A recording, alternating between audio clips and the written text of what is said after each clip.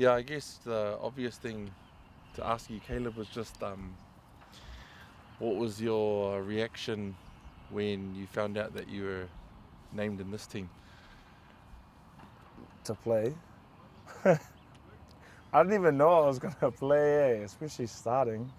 My initial thoughts were thinking I'd come off the bench or something like that, and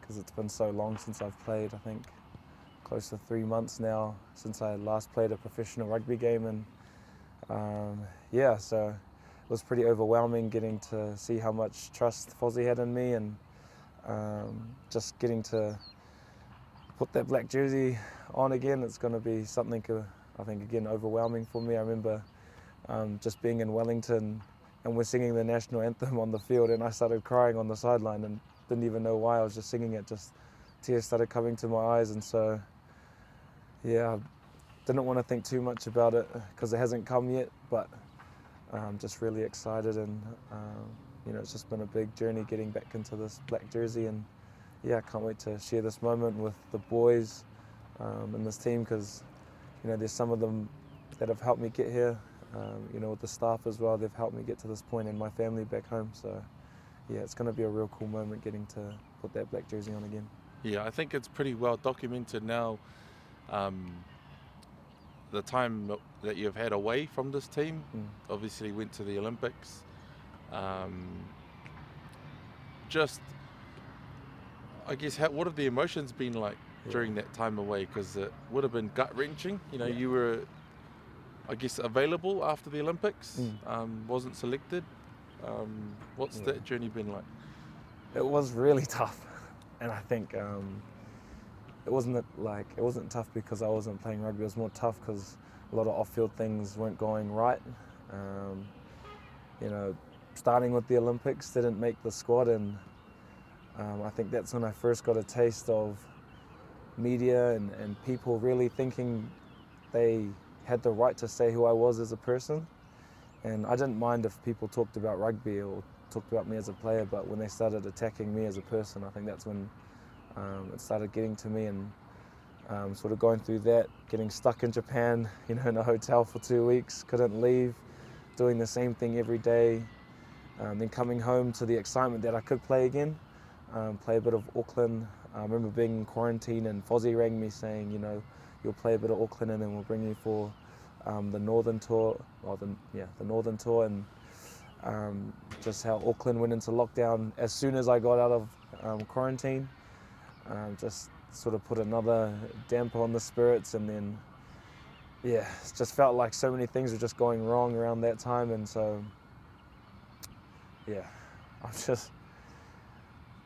was tough. I guess it just shows how much this jersey means to you, how much this environment, this team means to you. So that stuff is obviously, you're past it now. So what does it mean to be back here?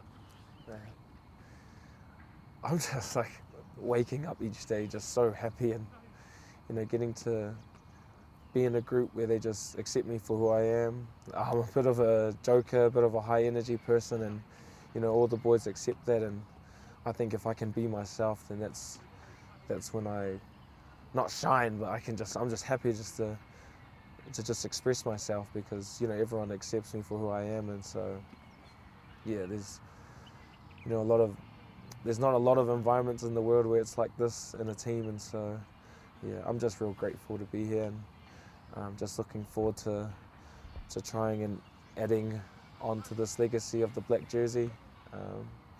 It's really cool, having that family tie into this team, or having my dad play for this team, and getting to hear all the stories he went through when he was playing, and getting to see all the games or all the old tapes where he was playing. And so I think it just means so much, and I'm just always just waking up really grateful to be here. So Can you sort of understand why it's sort of hard for people on the outside to see I guess that side of the environment here? Like, I guess they see the results, they see what they see on TV, but it's just interesting that you've given us that insight into, that this environment is one where you feel comfortable being yourself, and I think it's the same for a lot of the other boys. Like there's a lot of good things happening in that area. Yeah, and I think a lot of people, especially those who are just watching the game, just base everything off the result, and it's not always going to be about that. I know the result is really important because we want to win. We're not going to train to lose. We're not going to go out there not wanting to win, and so I think a culture really produces a result. I think that's sort of why this All Black team is so special, is because they're just getting the culture right, and although we're not getting the result that we want, we're still getting players, like myself, like all the young boys here, we're just so comfortable just being ourselves and expressing ourselves, challenging each other, because everyone just accepts us for who we are. And that's why it sort of sucks when you see people trying to talk about us as a team, point out individuals, because they don't really know what's going on. First of all, we are humans as well, so it's not like we're going to see it and it's not going to hurt, because like I said, people just don't know what goes on in the background. People don't know what happens when we're with our families, and I think that's sort of why this team is so special, is because when we're together we can brush that all aside and just focus on the task at hand, and just really build that culture where we just accept us for who we are, and we'll just really rock and roll. It must be frustrating, I guess, because whilst all this good work has been done in terms of the culture and the environment, like the results haven't quite sort of matched up.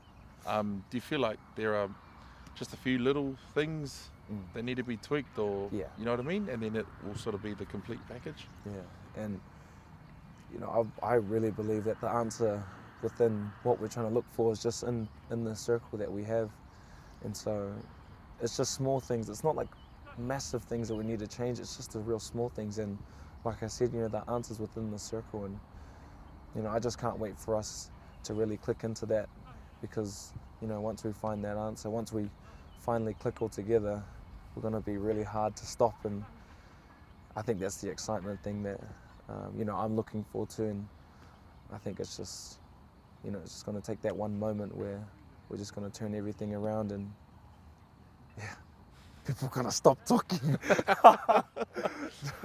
It's just really exciting. And let your actions do the talking, eh? Exactly. Have you given much thought to what it'll be like to run out against South Africa? You haven't played them at test level. Exactly, and there was always two teams I've always wanted to play. There was England and South Africa.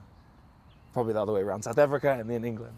And I think just because of just the kind of people that South Africans are, a lot of them are faith-based, like myself, and I think that's why I've always wanted to. I've always loved this culture. A lot of their boys are really open about their faith, and that's sort of why I've always wanted to play them as well, because we share the same thing. A lot of people talk around Michael Jones, how he's the nicest guy off the field, and on the field he's just completely different, and it's the same with the South Africans. They're the kindest people off the field, and then on it they're just they're completely different, and so that's why I'm really excited to play them, because they're big, they're fast, they're strong, and they're currently the world champs, so you're only going to measure yourself up to the best, and that's what I'm really excited about.